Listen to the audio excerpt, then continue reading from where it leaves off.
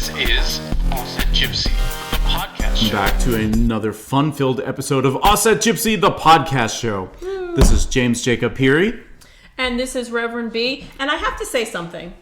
So Say it, woman. Say it. Did you ever see Spaceballs? Many times. That was one of my favorite movies.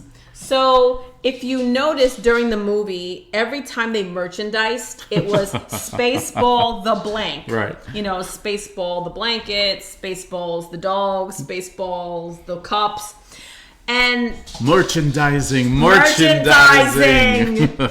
every time I learned a lot from that. I know, right? Mel Brooks. And every time, Mel Brooks, loved him. So every time we get ready to do this podcast and we, do this opening of, AusetGypsy, the podcast, I cannot help but go into the depths of Spaceballs the blank. But I love it. I love it so much because, for me, maybe it dates me, but it was such a, fun time. And I'm kind of thinking that, I think everything that we do should be, AusetGypsy the blank. I think we should get the cups, the pencils, the everything. Oh, I would love a pencil. So very 80s. Remember erasers? It erasers. is very 80s. Everything was erasers.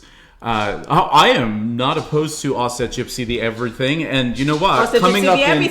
Coming up in 2020, there is going to be a lot of AusetGypsy everything. I never got a chance to say on the other podcast shows, maybe just very briefly, but the tarot decks got picked up, got a publishing deal. They're very exciting to work with. It's Red Feather, a distribution of Schiffer Publishing. And I've had nothing but incredible meetings and feedback with them. And we have a lot of cool things coming out starting in 2020. The AusetGypsy Tarot deck is just looking beautiful. There are sneak peeks of it here on the Facebook page and Instagram. So if you guys want to go check that out, you can go see what some of the illustrations look like. But so much is going to come from that. And, lots of ideas on the table right now to see what's in store for the future. And I think also, that's Gypsy where crystal balls. All the is, AusetGypsy there's going to be a lot of thes. So I think everybody fill should in the be, blanks. Absolutely. So I think everybody should be really excited because there's going to be a lot of thes after that. And, I think it's a great plug. And I don't know, is the copyrighted? I am the king of shameless self-promotion. I have never been afraid of that whatsoever. Old friend of mine. Some of you may know him. Author, witch, metaphysical pinup boy, Mr. Devon Hunter. And he'll be with us shortly. We're going to give him a call over at his place in California. It's always a pleasure to talk to Devin. He's always got some groovy thing going on here and there. And you know what? Why don't we just give him a call now and see what he's up to? Sounds good to me. Chat for a little while. I feel like it's still yesterday when Devin and I met and became friends. We've got some fun adventures under our belt, but I'll let him tell those stories. And let's see if we can't get him on the phone. Your call cannot be taken as dialed. Oh no. Check the number and Did he dial give me a again. wrong number? Devin. Old friend of mine. At least maybe we've got him. There you go. I feel like Howard Stern with that. Right? Hello? Devon Hunter, is that you? Hello. It is me. Oh, 'tis I. Everyone. You said what? So how are we today, everyone? Oh, hey. How well could we all be in the very beginning of Mercury retrograde? How's it treating you? I'm having a wonderful retrograde, actually. Really? Yeah. That's not Yeah, snark or Mercury sarcasm? usually tend to be good for me, so. That must be wonderful to be Devon Hunter. It must be. It can go either way for me. I have found that if there's anything that I've started before retrograde, it ends fantastic. If there's anything that I want to do and I haven't started it before we go into that time, I can't touch it because it's a disaster. Totally. So, and I have found that the only major arguments I get into with my partner are 4 times a year during retrograde. And I warned him ahead of time, we're going to get into a major blow up because there's nothing either one of us is going to say that is going to come out right. And he used to laugh at me until I started tracking it on the calendar. And now he goes, don't talk to me these next couple of weeks. That's smart. That's right.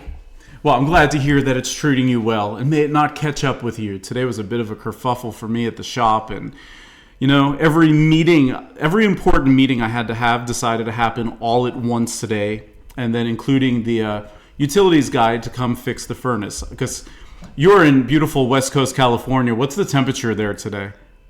We are at 75. We're at like 29 degrees here on the East Coast already, and my heat did not turn on for the first time since last winter, so it was a little chilly. You could see my breath as I was giving readings upstairs in the reader's loft. But enough about that. I know we only have you for a short time, so we want to utilize you to our best ability.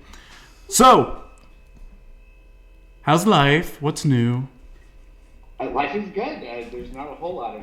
Well, there is new stuff, but I can't actually talk about. Oh, secret. Well, then talk about old good stuff. No, life is good. I've got a book coming out in February that I'm just now gearing up to start the big promotional push for. And that's a big one. It's a pictorial book. Ooh. Really? Formulary. Yeah, so it's a formulary spell book. And I wanted it to be like a really good cookbook. You pick up the cookbooks and they've got photos of the step-by-step. This is what it's supposed to look like when it's done, and all that. So it was years and years in the making, and it's finally coming out this February. But what a clever idea, Devin. I mean, that's the one thing I always admire in you, that you can certainly always come up with the next clever idea. You never let us down. And pictorial, I have to say, for all the books that I have, I can't recall anything that really is created that way, that somebody can really, look at something versus, read the instructions for it. So that's quite clever. Yeah, I kind of think witchcraft is spiritual art in a lot of ways, or at least, we should approach our craft as artists would approach a canvas. And having a visual element was really important. And it was the first book I went to Llewellyn with about 5 years ago. And so it took 5 years to make it happen. But thank you. Though there's the closest thing to it, not to toot my own horn, but the closest thing to it is there's a book called Enchanted by Titania. I think she just goes by Titania, but she's a British author who had a really gorgeous coffee table book come out in the early 2000s. Wow. And I just held on to it for all these years, and it's moved everywhere with me, and I can't find a copy of it anywhere now, but really, really beautiful art, and just highly recommend it. If anybody gets their hands on that book, totally check it out. I think it's clever that you're going pictorial because... here in the 21st century, the advent of social media, pictures, videos are so trending, popular, just the norm these days. And I see your pictures on your social media, and I love how you visualize or allow other people to look into the window of what or how much you want to show them, and it's quite a bit. It's quite a bit. And then I put another 25 cents in. Oh, wait, that's a different kind of picture. But anyway. That's a different picture. Devin doesn't do that anymore. And I think that's such a cool concept to do a picture book. But you want to know why? Because great minds think alike. And I'm pitching a tarot spread pictorial table book. So we can go on tour together. Oh, touring. That's a whole beast of things. But you should totally write this book. And I'm all for writing. You should write all the books. James, you should write all the books. I should write all of them. But I can't type, Devin. I can't type. but for those of us that totally want to absorb all of this, it does. So I'm a visual learner. So there's so many of us that I can read all the books and I can absorb all the words, but there's something to be said to be able to see something visually and not have to imagine it, because we all imagine things in a different way, and it may not be exactly what the author is intending. It doesn't mean that it's right or wrong, but I always wonder when I'm reading verbiage that someone is creating, is this really what they intended? So when you're painting that picture and you're giving it to somebody, here's what I want you to look at, then there's no doubt there. And then that creativity, and only speaking for myself, I feel that there's a connection there, because now I know exactly what that author's looking at. And then I can see it and I can tap into it, versus looking at the words and then I have to interpret it the best way that I can. So that's huge, because you're really going to be able to tap into people in a way that they can connect, because they know exactly what you're thinking. That's huge. That's what I'm hoping for. Who did the photography? Did you do it, or did you have other artists? Yep, it's all me. There's 2 photos that aren't mine. One, it's like really early on in the book, and it's like a picture of a dewdrop on a fern or something like that. And then they ended up reshooting one of my images for the cover, so that there was more space and things like that. But everything else is mine. And that's like, it's my home. It's my little woodland, forest, magical getaway, all of these places that are really a part of my craft and my spirituality ended up being featured in my bathtub's in there. There's a lot of interesting, yeah. You're going to give a lot of people lots of visuals, Devin. That's the goal, yeah. The other thing, too, is we didn't put any people in it. So I originally had this kind of almost punk rock, glam kind of intention with it, to have, there's a section on love magic, and I wanted to have like a picture of just a really beautiful, super queer guy putting makeup on before he goes out to the club. I had all these really interesting kind of ideas, and then as we're going through, I realized that I wanted to be as diverse as possible as far as like skin tone and things like that. But then you add the added, bonus of people start to relate to images where there's an actual person pictured inside of it in a different way. So the reader couldn't make it their own, seeing somebody else necessarily perform it or do it. So having no skin at all. There's no skin whatsoever in the whole book. There's not even a pinky. But I do believe I have a cat that. I think my cat's tail ended up in one of the photos. But, he's famous. Yeah, we were really careful.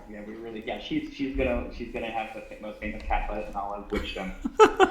So it's interesting as you're saying that. All my cats have just walked in here. My black cat was meowing, and my striped Luna, they've all run in here. So they obviously felt your cat energy. There you go. Look at that. She is palpable. So you've covered, words, and most people know you as a musician still, don't they? I mean, I know you as a musician. I don't actually know. Really?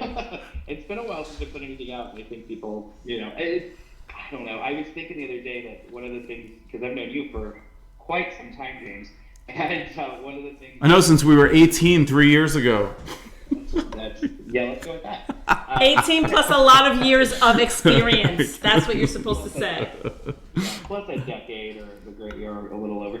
But in that time, I think one of the things that you and I have bonded over was just that we're very Renaissance kind of people. Yeah. So we do a lot of things. We're artsy people. So if there's something creative to do, we can kind of go and do that. And I think in my career, that's absolutely been the case. I have projects that'll flare up, and I'll get really into music again, and I'll produce something or write something and put it out there, and then I'll have, like, I just spent 6 years writing books, and so it's just these weird things happen, and I look and I'm like, wait a minute, there's a lack of balance here. I can go for one thing to the other thing, the other thing, the other thing. But yeah, no, it's been it's interesting, because I do have some really, I wish I could talk about it. I really do. I literally can't say anything until I can't. This is what I can say. I can say this because I haven't said any of this on my own show yet. But an exclusive first here on AusetGypsy, the podcast show.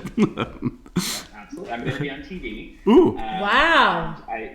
So it's really exciting. I can't say how or why because that's something I totally am bound to, but we'll find out before the end of the year. As long as it's not the 11 o'clock news, go on. No, it's not going to be. But it'll be later. It'll be later in the night. Ooh. Wow. And it'll be on. Yeah, but that's all I can say. Good. Build the anticipation. Right. I love it. Make the people want more.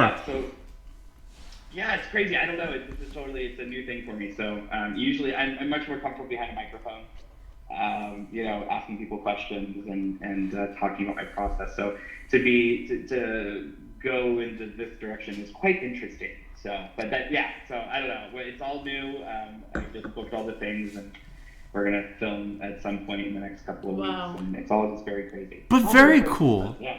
Because that's we talk about art, we talk about magic, and we are in the 21st century, and making magic out of art visually, this is where we're at. It kind of brings it back to the point of the conversation of like social media, where everything's something to look at. And why not conquer all the bases? Magic doesn't have to be limited to just a book on a shelf anymore. Mm-hmm. You've got so many different outlets. And, you're charismatic, you're magical, and use all the outlets available to you. Take advantage of them. Well, and let me ask you a question. So do you, with all of this that you're doing, which is extremely exciting, do you almost feel like this needs to be the next evolution because of where we're going? Like James is saying, because we're a society of social media, and we need that ability to be able to see immediately, that in order to be able to continue the perpetuation of magic, it's not the way it was 30, 40, 50, 60 years ago. We need to be able to do this. And it seems that you're doing that, to be able to get on TV, to be able to leverage the social media, to be able to leverage that ability to broadcast and to show what you're doing, to get to the younger generation, because ultimately, and I'm going to date myself, because for those of us that are in the crone years and are old, we can't pass it the way it was, in those times, because the younger generation isn't going to hear it. So you're doing what needs to be done so the younger generation can hear it. Does that make sense? Well, yeah, I mean, witchcraft is ever evolving, and it's I think witchcraft would exist without any of us, and I think that it'll exist after us. And so what I tend to think about more and more as I'm getting people reading the books and hearing about the impact it's making and answering questions and things. I think what I've realized is that we're in this unique position where the craft, we really were handed something, and the generation gap that exists, we'll say secularly, we can really define, Gen X here and boomers here and millennials here. You can't really do that when it comes to magic and the occult, because it's really about generation of authors or generation of teachers that would come out and make a big splash, and then you kind of had that for 15 or 20 years, and then somebody new would come along, and so on and so forth. So and it's always been about somebody coming along and just kind of reinterpreting to some extent, what was already there, so that it's palatable, as you were saying, it's digestible for the new audience. But then, the other part of it is I think the spirits and just witchcraft and the gods, I think they're potent in such a way that they have us write their stories for them, and so in doing a podcast and breaking out into that 11 years ago when podcasts were just starting to become a thing, that was this fun thing for me at the time, and I didn't realize that it would kind of become a spiritual calling in a way, because that's what the spirits wanted. It was, hey, people are listening, people want to know about me, talk about me. So there's those sorts of things, and I think the way that I try to approach witchcraft and my writing and my teaching is very much about it being a very personal thing. And I don't think tradition is necessarily always a good thing for us. I think sometimes it keeps us from being able to, really explore and experience ourselves. But then sometimes tradition's amazing. It can be really informative. And so I try to kind of, walk that line and hopefully present it in a way that's going to bridge one level of understanding to the next. You said something a few minutes ago that was interesting, and then B kind of followed up with it. So, Devin, what is your new witchcraft? Like, what's your new inspiration? What are you? I've seen you go through a lot of different eras and lots of different changes through your path with all of this, and it's been exciting to watch. And it's always exciting to me to hear and look without asking you, what is Devin doing now? What is he into now? What is inspiring him now? What is the new witchcraft? For me, this has been the thing on my mind for a couple of months now. This is what I've been meditating when I have my moments of freedom and can really sit and think about what am I doing and where do I want to go and what's happening. And I feel like we've got some really incredible authors and we have some really amazing voices right now. And so, I don't want to write a book if I don't feel like I can add to the discussion, and I don't want to take away from, somebody else's voice or whatever. So I've been digging, because people have been asking me, what book's going to come next, and what's going on with the career, and I'm really at this point of just kind of looking around and, again, asking myself, do I have anything to add to the discussion at the moment? And I don't feel like I do, not necessarily after this book comes out. And it's a lot of promotion, it's a lot of work to get a book out and all the things. And I saw the book series that just came out, so I have to promote that. And so I'm in this weird place of, my magic for so long was geared towards being a teacher and teaching people how to do stuff. I was talking to my partner the other night about how I hadn't really cast a spell for myself in a really long time. I hadn't just sat down and done magic for myself because it had been such, I'd been living in the occult in a very, really intense way for about a decade now. And I recently broke out of it. I was like, well, what parts of my personality were being fed before I became, Mr. Witch Guy? And I used to be a dancer and I was a musician, and those were very big parts of my life. And I volunteered and worked with kids a lot, and I really love giving back to just the world. And I love working with kids. I really love working with kids. And so I started this October, so just last month, I started working with a program here in California so I could actually get in and work with kids who were wanting to get into the arts. And so that's this wonderful, for me, that's how I kind of survived a dark time in my life. Was I had music, I had dance, I had these things I could go do and not go do drugs and not go do stupid things. And that very much so was a very spiritual experience. So, the goddess was always with me, and I'd always ask the goddess, should I go do this thing, or would I be good at this? So it's interesting to be, at this stage in my life and to look back and realize, well, I may not be the kid in need, but now I'm the adult who has the ability to help the kid in need. And I want to do that. So it's funny because my witchcraft, to get back to the point, my witchcraft has become very personal. It's something that exists, I think, solely for me for the first time in a really long time. And that's been beautiful to really just kind of fall back into the last about month or so.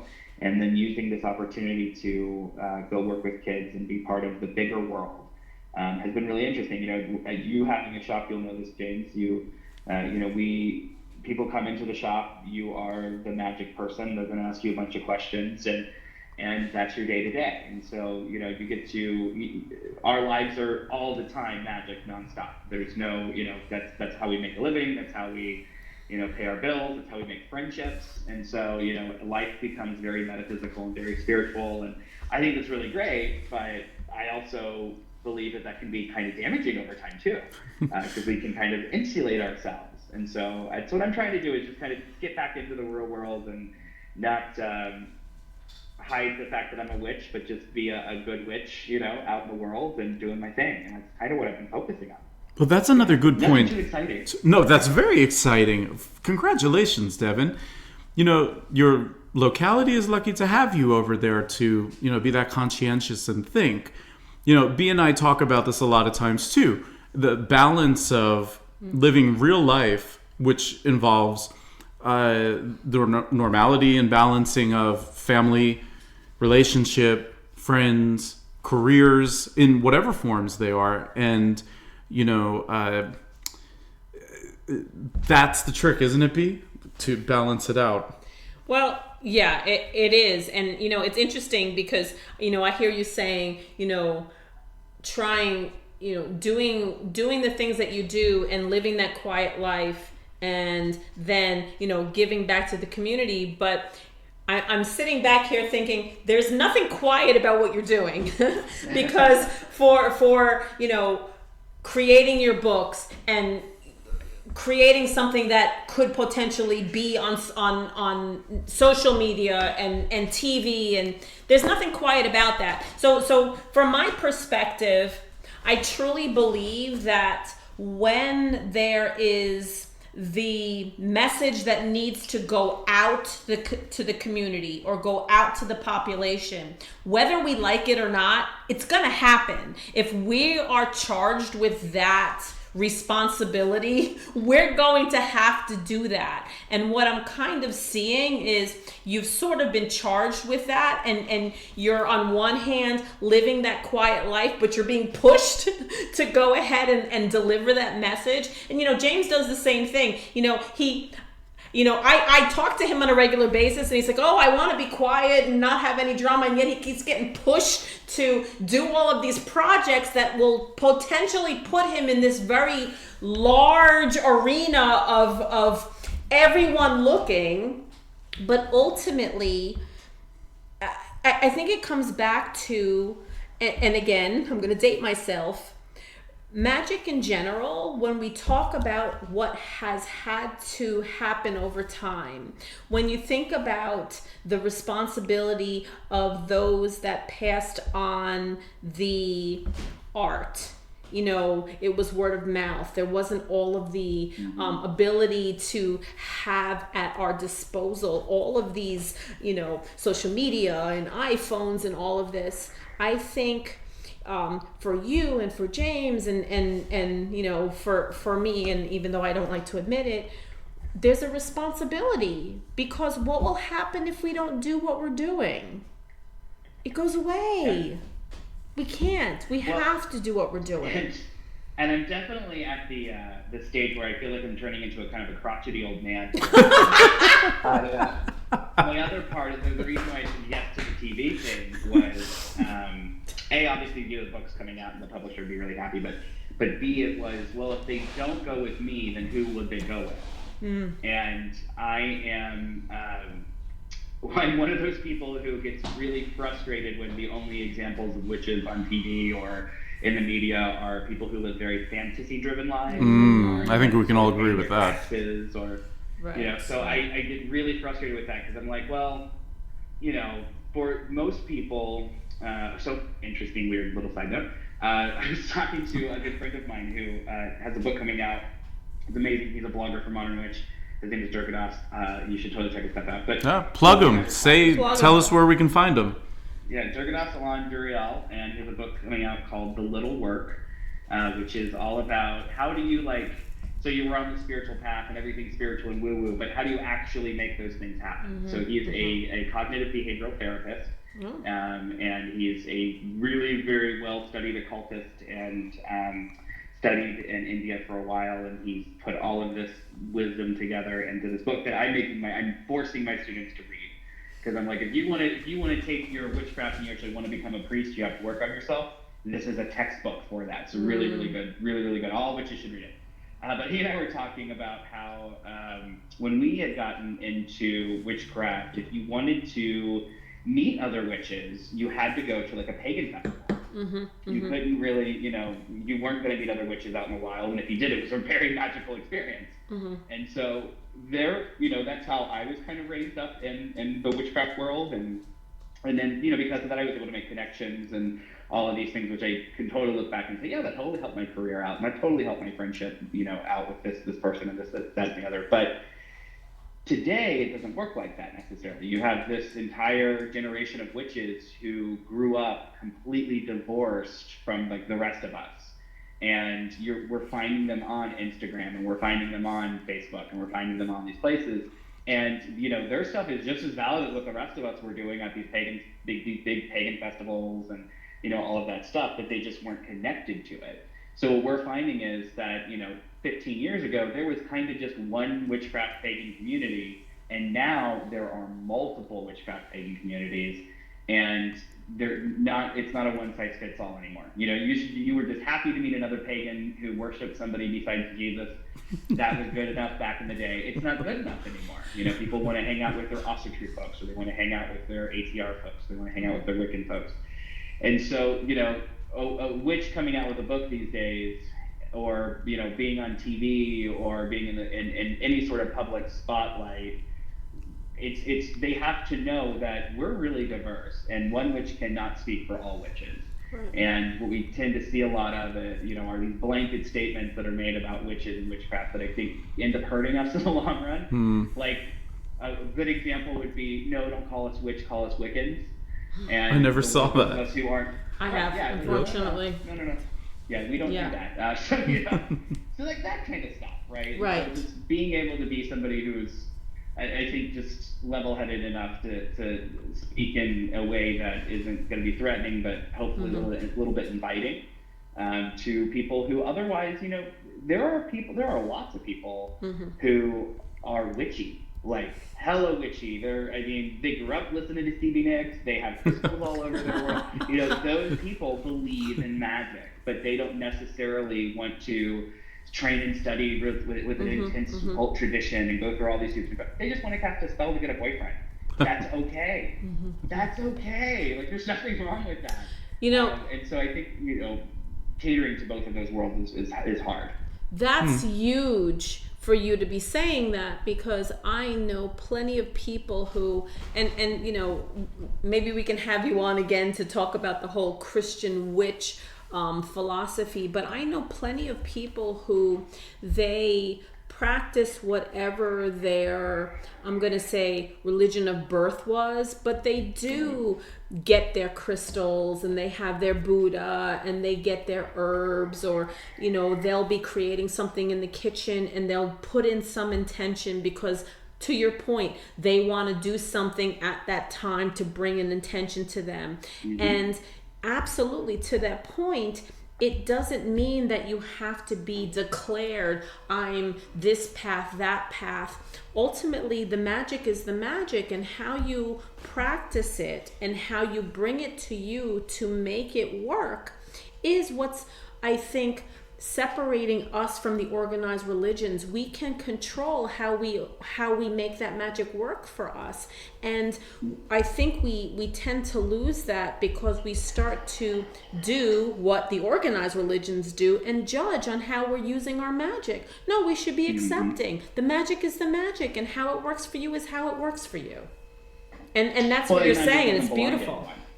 Yeah, I mean, magic doesn't belong to anyone, and one of the things that I love is because I have little obsessions. Like, I get really obsessed with cults and true crime. I get really into it. But I get really into American religion, and specifically religions and cults that were founded here in the States and then kind of developed. And one of the things that comes up a lot when we talk about the intersection of folk magic with contemporary witchcraft is that, it really wasn't until the 80s that suddenly you couldn't be a Christian and a witch. Like that, it wasn't until the 80s.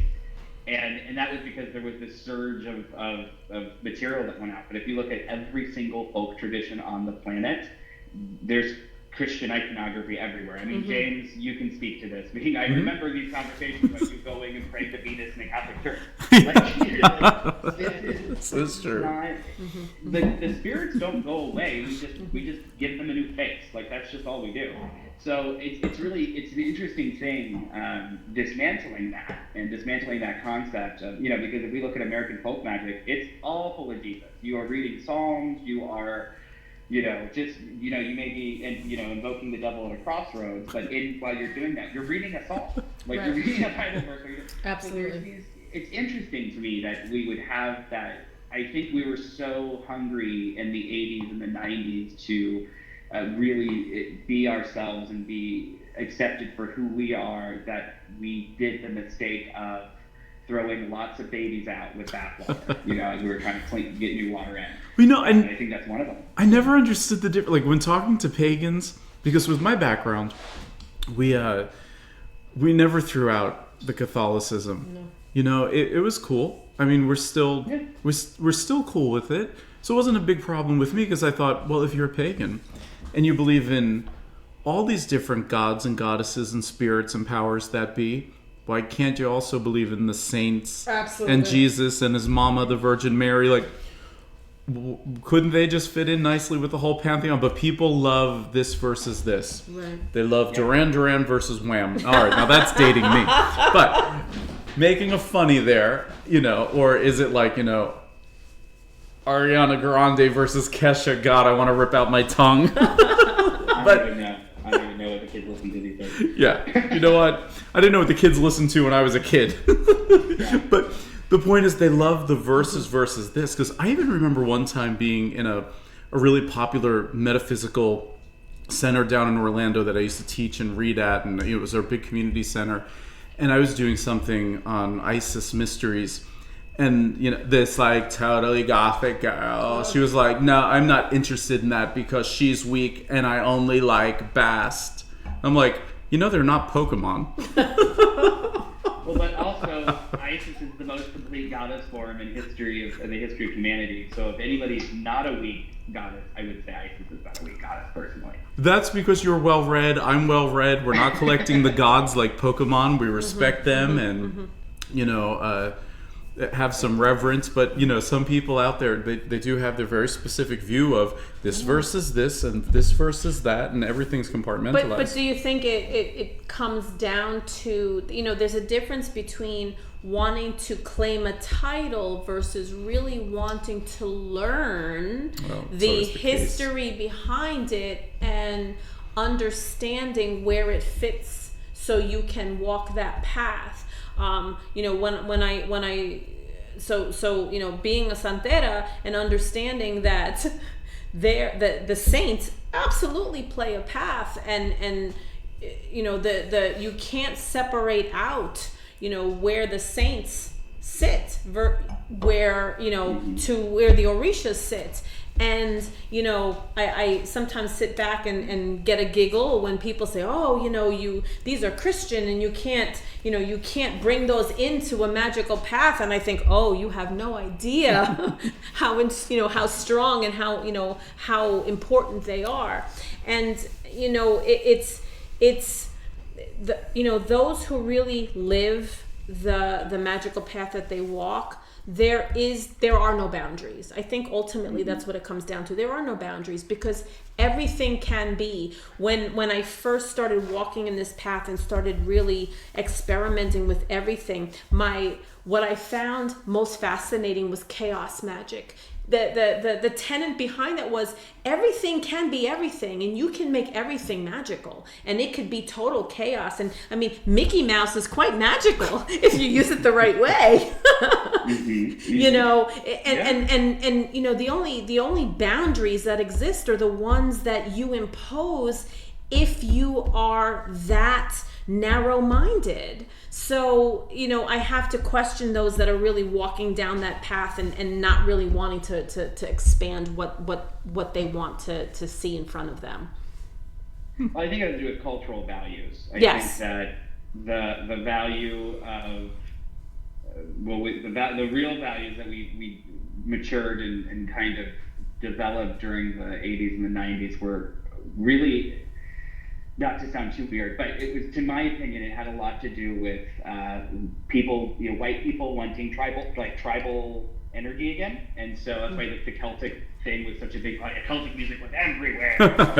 Where did the dance? White people suddenly remembered that they had tribal roots, and they were like, oh yeah. So, and that to me was a direct response of the African community here in America getting back to their roots and, you know, developing Kwanzaa and all of that. So it was like, well, hey, I want that too. Yeah, we have those roots to the past. You are a living representation of your ancestors, absolutely. And, you know, no matter what practice you may have been born into or whatever, you know, genealogy you may possess, the spirits are going to come to you. If the spirits are going to come to you, it does not matter. Right. I worship a Italian goddess and a fallen angel, and there's not a bit of Italian in me, unless I'm really lucky.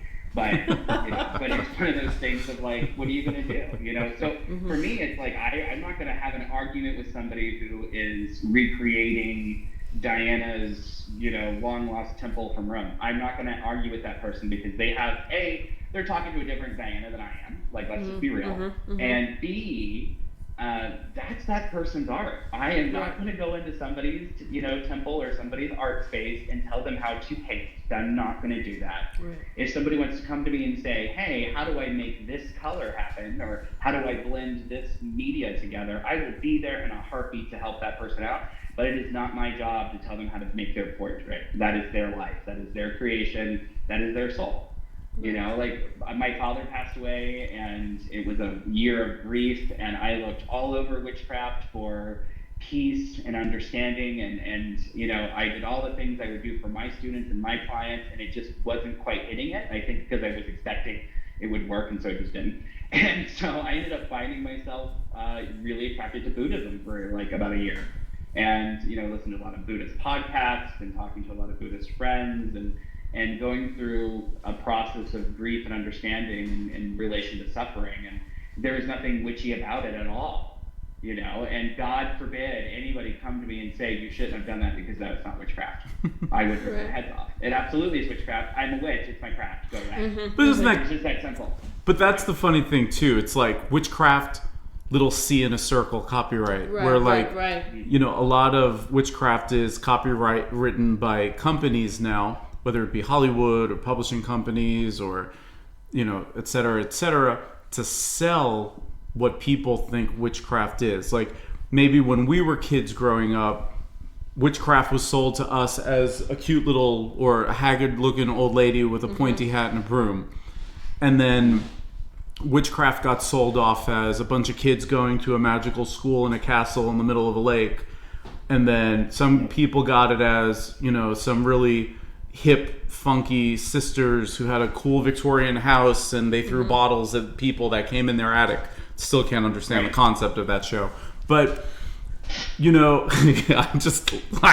can't. And then it became American Horror Story. Look, and then it became American Horror Story. Right. The thing that gets raises my eyebrow with a lot of this is exactly what you're saying, Devin, is there's copywritten witchcraft made in Hollywood, and then there's living it in the real life. And, there's a very big, vast difference. And it does meet in the middle somewhere. Like I have a lot of people who come to me and talk to me about this show Supernatural, about the homoerotic brothers who take showers together or something. I don't know what the show is about. I've never seen it. I watched 3 episodes and never went past that. But people come in and they talk to me about things they've seen in these episodes, and they feel like they're facing that. And I'm like, wow, so you have a portal in the closet you haven't cleaned out in 6 years, but there's monsters coming out. I'm like, I don't know what you're saying, because they never talked about that kind of stuff where I came from. And it's we live in a very diverse world right now. You're right, where there's a lot of everything. So it's really interesting.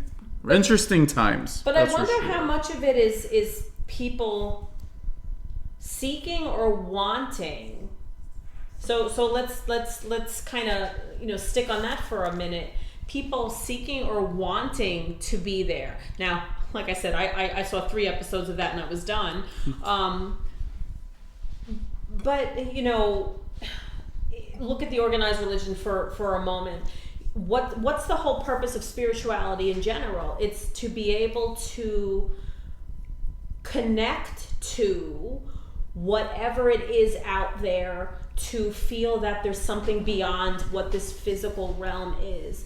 I think the difference between what we do from a magical perspective versus what happens there is you're told, you need to follow me, I'll do it for you, you have no control, I'm the priest, I'm the rabbi, whoever I am, I'm the only one that can really get to creator, you can't do it because you're not trained the way I am, I will control I will control your destiny. Versus for us, we control our own.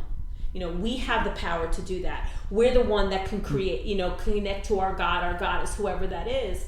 And, I'm wondering for those people that, come back with these stories, I have this and that, and, this person's in my closet and all of that. Come out of the closet already. And the reason why I can say this, being, I also work as a paranormal investigator, and sometimes people come and they're like, I have all of these ghosts and goblins and all of these things in the house, and I go in and I'm like, yeah, there's nothing here except mice. But I think ultimately it's that seeking for something that they're ultimately missing, and they don't know where to find it. And and Devin, I don't know how you feel about that. Like, for us, we know what we need to do to connect to, our God is our God. For the ones that we connect to, we know how. And I think everyone has ultimately that ability to connect, but for those that are lost and they don't know how, and those that don't fit on that path of the organized religion and they can't connect, they are really lost. They don't know how. Mm-hmm. What do you do with them?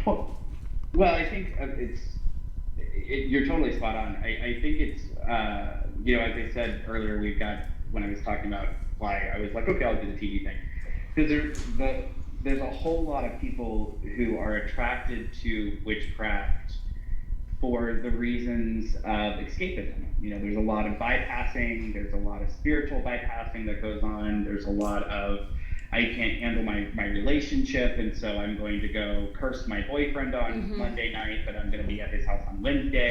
And I've got, one guy told me he trapped a demon in his skull, and I'm like, how did that go? There's things that happen, and they're just, people get very invested. And I'm not, here's my thing, I don't think they're coming from a place of malice, or they're trying to even be facetious. I genuinely think that there are people who believe because they're invested in the idea and in the concept of a demon being this real life thing that Buffy is going around and killing on the weekends or whatever. Like they believe this thing is real and it is part of their life. And so I think we end up dealing with a lot of like mild psychosis. I think dealing with people who have depression issues and just don't have the skills to cope with their depression. And so it turns into a quote unquote empathy. And they're really empathic people, and they just can't control it. They're poor them. I'm like, I come from the world of psychics, and I'm like, no, if you're having a breakdown every single time you sense an emotion, you're a bad empath. That's not a good thing. You would be fired from the job. That doesn't mean you're strong. It actually means that you're weak. And you can work on that, like totally. But let's not call a spade a diamond. You know what I mean? And so, when we're looking at this stuff, I think we really have, especially working in the store, I'm telling you, working at I've been working in Metaphysical stores for 16 years, and over the time, I genuinely do believe there are people who are just invested hardcore in a fantasy, and because their life doesn't work in a regular kind of sense, they don't have the things maybe that they feel like they should have in life, so that's okay because they are a complete person in the world of fantasy witchcraft, even though they may not feel like a complete person in the world of the everyday person. You're so right. I hear these things all the time too, and I kick back and I'm listening to their stories and I'm like, whoa, wait a second. And I'm the one you're coming to for all the answers. While you're trapping demons in a skull, I'm kicking back watching my second episode of Grace and Frankie with dessert and looking at the clock going, I'm going to bed after this episode. Maybe I'm completely missing out on something. Right? I mean, that's some stuff, it's a weird world we live in, and we have to, but the flip side of it is, as much as I'm saying this, the other part of it is that I'm like, I'm magic with a C, not with a CK. Magic to me, I'm like, no, when I was reading Peter Pan as a kid, that's what I wanted to, I wanted to grow up to be a magical person, and that was like in the fairy tales that I grew up with, and I never saw magic spelled with a K in any of those fairy tale books. That's what I wanted. But you know what, Devin? You did grow up to be a magical human being. I'm sure as fuck did. That's right. It had to do with me going off and doing my own darn thing, because I think I mean, either way, I'm sure I would have ended up a minister or a priest or something. I'm sure. But wait a second. Are you out there doing magic in green tights? That has happened. And where are these pictures on the internet? You know, right? Do I have to pay for those? They're on there. You can definitely buy them. The green and black striped tights. I totally did. Yeah. Awesome. Everybody listening, find these pictures of Devon Hunter and please post them on our Facebook page because I want to see them. Devin, I hate to wrap things up because I love talking to you, and you and I never get a chance to talk as much as we should, and we have to remedy that. But I know that you've got a busy day ahead of you over in California, and we've kept you much longer than we agreed to, and I appreciate you taking the time out of your busy day. But before you go, one last question, and it's really just for our listeners.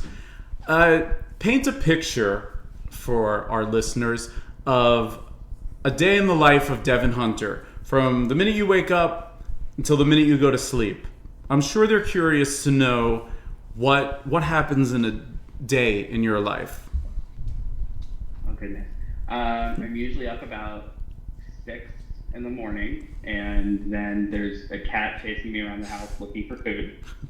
And so I spend anywhere from 20 minutes to an hour staring at my coffee and trying to wake up. And then after that, I'm pretty much working from like 8 in the morning until 6 o'clock at night, sometimes 8 o'clock at night.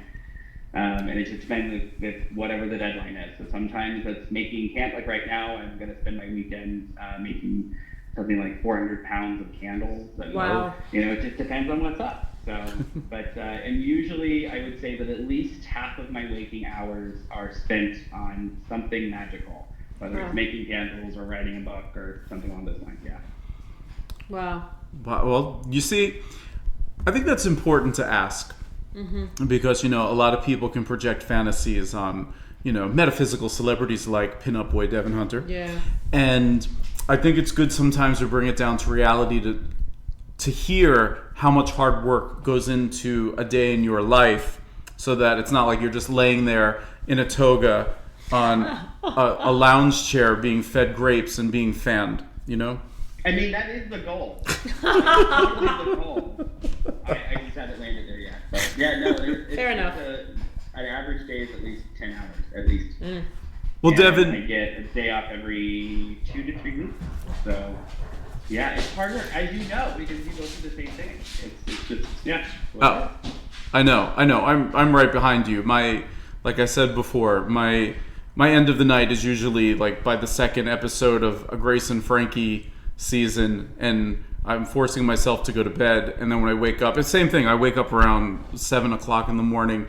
It's true. And I lay there just bracing for the day ahead of myself, because before I know it, I'll be right back in that bed. It goes by really fast.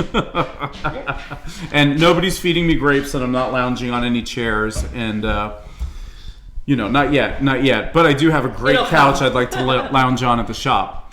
But Devin, you are an inspiration. It is amazing to hear all of the things you're doing for your passion, which is witchcraft, and for the community at large out there in your community, in your neighborhood. Keep up the great work with that. I hope people listen to you tonight and were really inspired beyond just magic spells and penning books. I hope that you really inspired them to take their practice and turn it into something practical for the community, like you've done, like with working with the kids.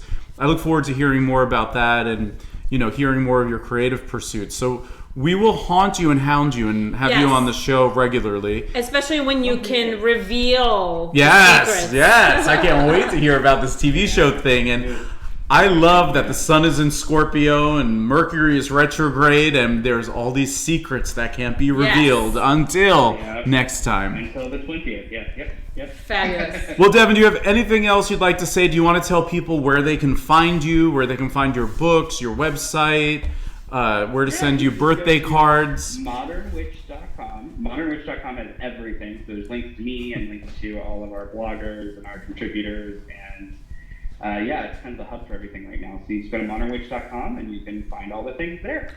Well, then we will do that, and we'll put a link up on our Facebook page as well, too. Yes. And sir, one of these days, it's inevitable. You and I are going to work on a project together. The fates have it in store. Let's do it. All right. Woo! I'll be out in Thank California you. probably in January. We'll talk. Thank you so much.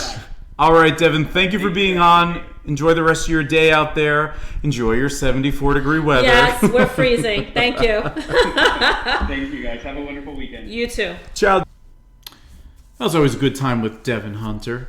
I'm glad he was able to join us for a little while. So can you believe that we're in the midst of the holidays now? No, I'm in denial. When we were still in October, I was flipping through my Sirius radio, and one of the radios were already doing the Christmas music, Harlequin, let's listen to, you know, la la la. No, you know what? I can't. I'm not there yet. Because here's what's happened. The turkey hasn't died yet. We cannot do this. But to be fair, I did go to Starbucks today because I wanted to get my typical, you know, coffee, and they were giving out free plastic cups if you ordered a holiday coffee. Oh, really? So here's my thing. Well played, Starbucks. Well played. Because you force people to go into the holiday spirit because you only got the free cup if you ordered a holiday coffee. I usually do not order my sugar-free grande peppermint mocha 2 pumps with almond milk until the day after Thanksgiving. It's a mouthful in itself.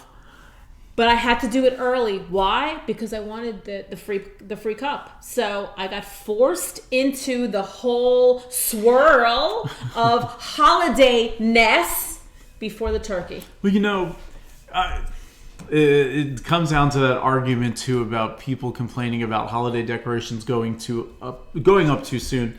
But I had my Halloween decorations up the last week of August. Yeah, now, in my defense, it was because I was going away on a family trip, and when I came back, at that point, I would have been too late to catch up. So, you know, that last week of August, people are away for vacation, and no one's around, so I took advantage of it and got all the Halloween decorations up for the shop and made a big jack-o'-lantern display and big fortune teller witchy display in the other window. It looked great.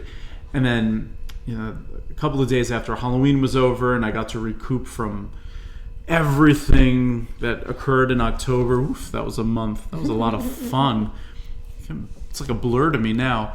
You know, I was able to take out some of the jack-o'-lanterns and leave up some of the just autumn generic-looking things.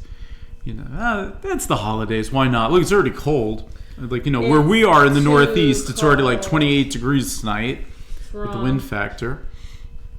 And then we've got some things going on to talk about that aren't completely set in stone yet. But no, but we're getting close. We potentially have a podcast coming up at a local distillery that has some connection to Salem, Massachusetts. So I'm going to tell everybody to stay tuned. We have to intrigue. Yeah, intrigue. Come back next time to find out where we'll be. Yeah, so we're going to you know, connect with the owners, and hopefully we'll be able to broadcast what the dates will be, and we will circle in our paranormal, I should say my paranormal spirit finders, shameless plug.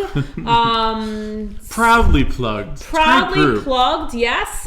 We search after those things that go bump in the night. And I think over the next couple of months, we'll kind of delve into that realm of paranormal investigation. I think that'll be fun. What's your I mean, I know, but the listeners might not know. What's your place in the team? And where can the team be found? And is there information on it? Yeah, there is. Actually, we have a Facebook page, Paranormal Spirit Finders. And we do have a email, the same thing, paranormalspiritfinders@gmail. My place in that. So I am considered one of the spiritual consultants.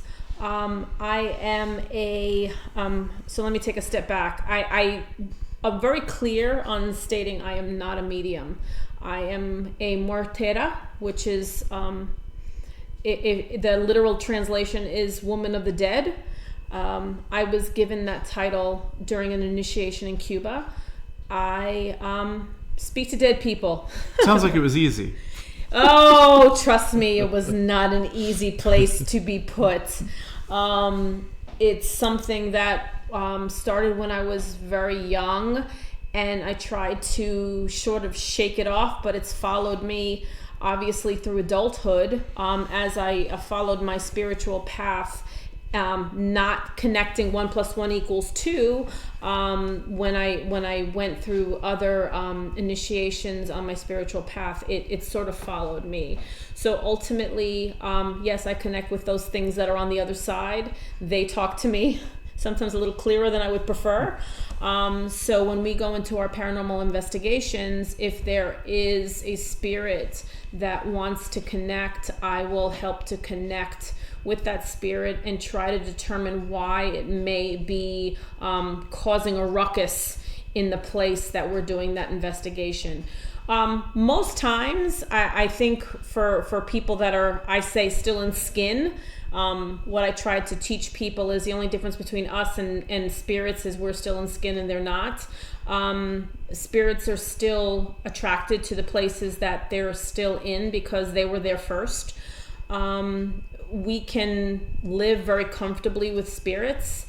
They sometimes don't understand why all of these people are coming into the places they were in first. And it isn't so much that it's a haunting because that spirit is one that is trying to cause trouble, so much as it's that spirit not understanding why all these people are in the place that they were in first. So it's really coming down to an understanding, and once that understanding is determined, many times that haunting goes away. So I try to help those people to understand why they're having that kind of activity. And many times that activity goes away. I like to not come in and all of a sudden just go into the mindset of let's get rid of the spirits. So it's not always like a Ghostbusting team. It's really not about, although I do like the song Ghostbusters. Yes, it's, have respect for what's going on, understand it, but most times there's a reason why activity is the way it is. So the paranormal investigation's really hot. It's a big trendy thing. That's another really exciting demographic and corner of entertainment. Oh yeah, I mean, see all these shows on almost every channel. So many shows. It's interesting because I am not one that subscribes to the let's walk into a place and start screaming, "Why are you here? Listen to me!" and the analogy that I tend to use is if somebody knocks on your door and you open it and they scream at you, "Buy my cookies!" You're gonna basically say, "Fuck you, I'm not buying your cookies." Unless they were like chocolate, unless they're peanut fabulous butter, chocolate chip. Cookies. They can scream at me all they want. Totally. But the reality is, it's no different in the spiritual world. If you come into a house that's having activity and you start screaming at them, they're either A, not going to listen to you, or B, they're going to throw something at you, and you deserve it. Because if you scream in my face, I'm going to throw something at you too. Was that the big misconception all the time? Absolutely. That ghosts are always Victorian little girls. And absolutely. When did little Victorian girls all of a sudden become spooky and creepy? In white dresses with shadows under their eyes. Yeah. No, most of them are probably little old men and little old ladies that are in their rocking chairs, and they're like, you know what, dude, I was here first, and now you just moved in. Why are you here? Go get me something. Get me some tea. Right. When it's my time, I can't wait to be a ghost and do the things I'm going to do. So many people I want to haunt when I pass away. I'm going to make their lives totally miserable. Trust me when I say that. But there is a science behind it, and it really makes a lot of sense. And I'm not discounting the places that are truly haunted. My bucket list is I want to go to the Amityville Horror House. Totally want to go there. Have you ever seen it? Yeah, but I want to go in. I want to go to the red room. I want to feel it and touch it. Do you think it's still there? I'm not sure. You know what? I'm not sure. I've read the book a dozen times, if not more, and the whole thing about being on an Indian burial ground and all of this. You know what? The Indian, those are sacred places. So you build shit on top of those places. Yeah, they're not gonna like it. But, if you look at the history behind that house, though, there was genuinely, Robert Lutz, he was mentally unstable and he killed his family. And after that murder happened, another family, let me back up. So the Lutz family moved in. When the Lutz family moved in, they moved into a house that the family that was there before, the brother killed the entire family. So here, the issue is when you have that kind of energy on a property where there's been multiple homicides, the energy exists. So, can I say that the Lutzes didn't tap into an energy where multiple homicides didn't happen? No, I can't say that. It is very conceivable that he tapped into the brother's homicidal tendencies. He had an incestuous relationship with his sister and then killed the family. And then this family moved in, and then they had all of these issues happen. Jeez, and Desperate Housewives of whatever county has nothing on that. Absolutely. But scientifically, if you think it through, it makes sense. I'm not saying it's okay, but it makes sense.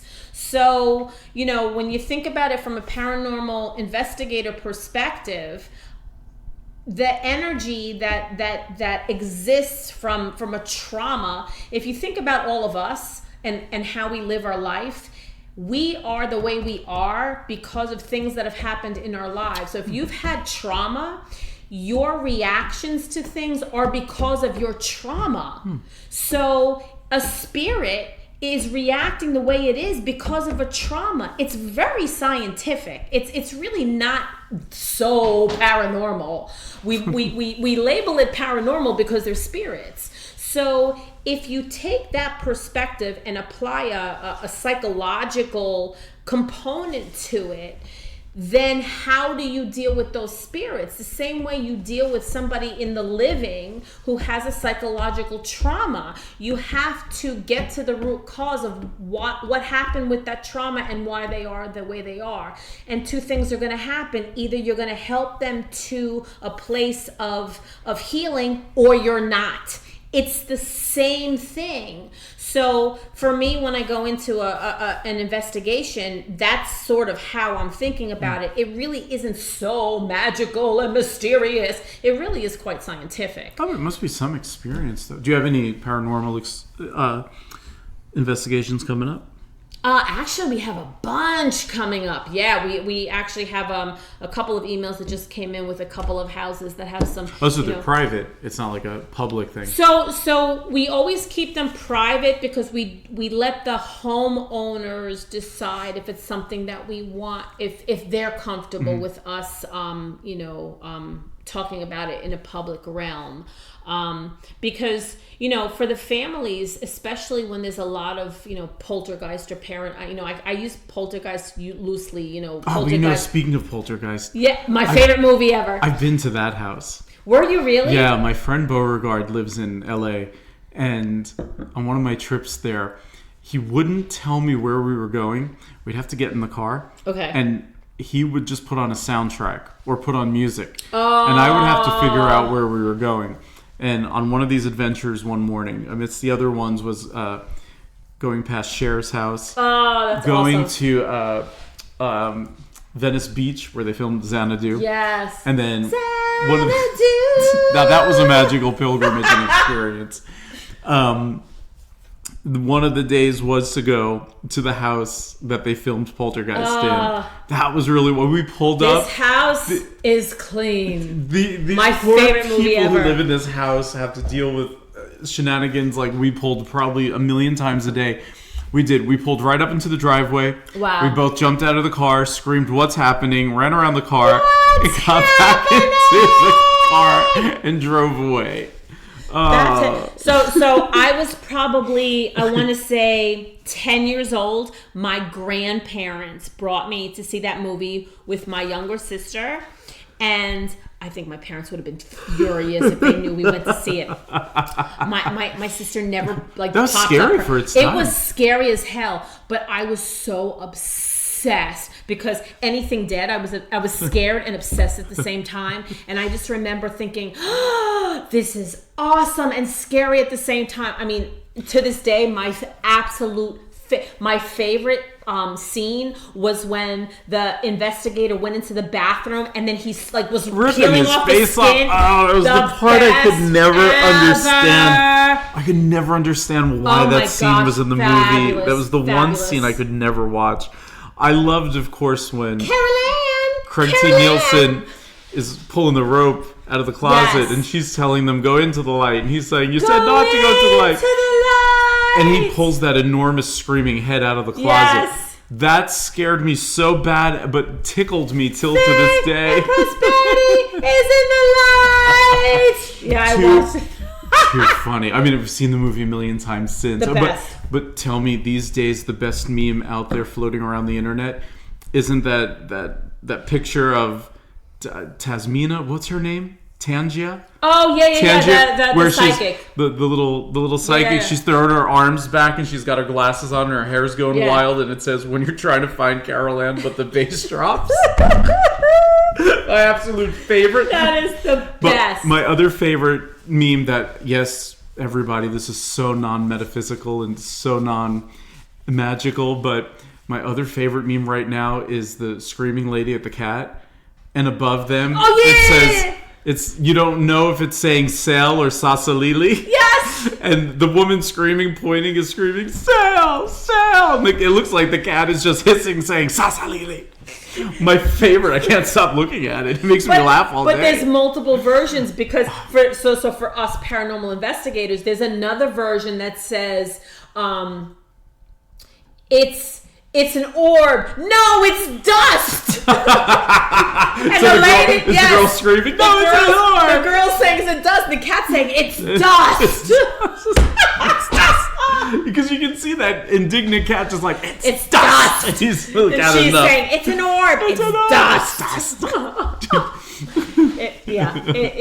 It's definitely it's a sickness. It is. That meme is pretty good. All right, so you got cool things coming up. Yeah. So we do have some pretty cool things coming up. This podcast of ours, this is kind of post Halloween, way before Thanksgiving. It's only the early part of November right now, and it's good to know that even post Halloween, there's still a big draw and attention for your paranormal activities. It's always Halloween for us. It's true. Always Halloween. It is true. Sorry. It is true. You know, even down to my truck, I drive on the outside color. It's orange with black gray interior pickup truck, and it's pretty much driving Halloween every day. It's true. I feel like a Jack Skellington. And I have skeletons and witches' hats in my home at all times. So.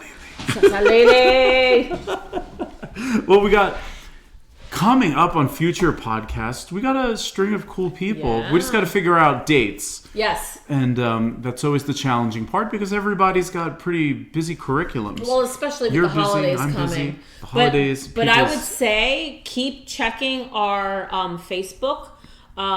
Because we have a lot of, I think, really exciting things coming up. Yeah. And, not to... make too many assumptions, but we do have a local distillery that is associated with Salem, Massachusetts, who is really excited to do an on-site podcast. So, and there'll be a paranormal investigation that night. So there's going to be activities to that. We'll keep the listeners up to date. Once we find out all the details, we'll put it up on the Facebook page and put the blast out everywhere. So make sure you check because once we get a date, come join, check the place out. We'll do on-site podcasts. We'll have paranormal spirit finders. You can come meet them. We'll do a podcast with them. I'm thinking that they'll have some of their equipment. So it'll be cool. You can check the place out. I think it'll be a really fun night for everyone. So we have some really exciting things that are kind of the place is in the cauldron. Located in the Northeast in Pennsylvania. Yeah, right? it's in Allentown. Okay. Allentown, Pennsylvania. Let's see, AusetGypsy Metaphysical Emporium at the end of the month. I'm gonna be teaching a intensive ambitious tarot class because everybody keeps asking for different tarot classes. I'm just going to give it all at once. We're gonna cover everything in this one class. 2 hours, your head's going to explode. So if you are coming into the northeast area and you're going to be near Easton, Pennsylvania, which is on the Delaware Water Gap River and Lehigh Valley River border of New Jersey and Pennsylvania, only an hour away from New York City, only an hour away from Philadelphia, depending on traffic. Come on out to Easton. All that information can be found on the AusetGypsy Facebook page under the events. And then we'll also be having Reiki Master Damian Dillon coming down to do a chakra Reiki crossover hybrid presentation. I'm looking forward to that. I hope I get to be the guinea pig. I'd love to just lay there and let everybody rake me. And there you have it. There we have it.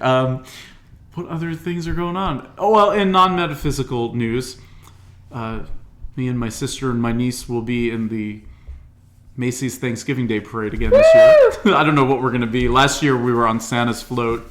My niece was one of the kids, and my sister was an elf, and I was a wooden soldier. So I don't know what we're going to be this year. Do you do it every year? We do it every year. Do you know you were probably there the year that John was marching then? Probably. Well, I might not have been. My family does it in one form or another. For a long time I didn't do it, but I've been talked back into it, so I was like, all right, we'll go. We had a good time. And when the Madison coffee Scouts was nice and hot. were marching. Were you in it? No, he was in it, though. That yeah. I know, yeah. Yeah. Oh, it's once you get moving, it's great. When you're waiting and waiting and waiting, Yeah. ooh, it's cold out there at 4 o'clock in the morning. Oh, yeah. Not happy about it. I know. I'm just going to sleep a little late every day until Thanksgiving just so I feel like I didn't miss a day. No, this year he's actually marching in New Orleans. Ah, New Orleans. Right? Oh. For Mardi Gras, no less. It's going to bring back some voodoo. I may have to go. Oh. How exciting would that be? Right. Right. Well, I guess this will just conclude our podcast show. We'd like to thank Devon Hunter for spending some time with us. And fabulous. Tantalizing and teasing us with all of his goodies and his good news.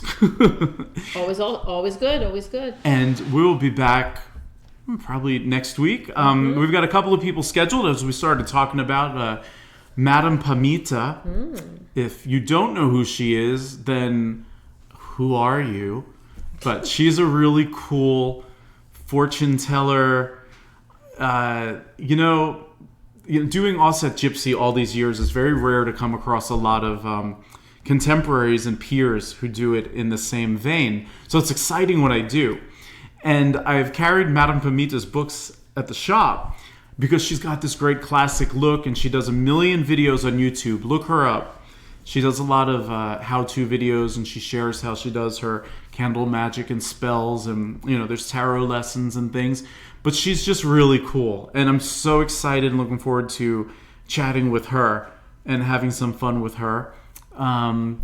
We have another friend of ours named Rick, who was in our previous podcast show when we were the Four of Cups. Now tonight we're just the 2 glasses of wine. Back then it was 4 cups of coffee, and now it's kind of upscaled to 2 glasses of wine. And Rick will be coming on soon again, and Rick is really devout to the Druid order and path, and he's going to be bringing on a few metaphysical celebrities in the Druid world.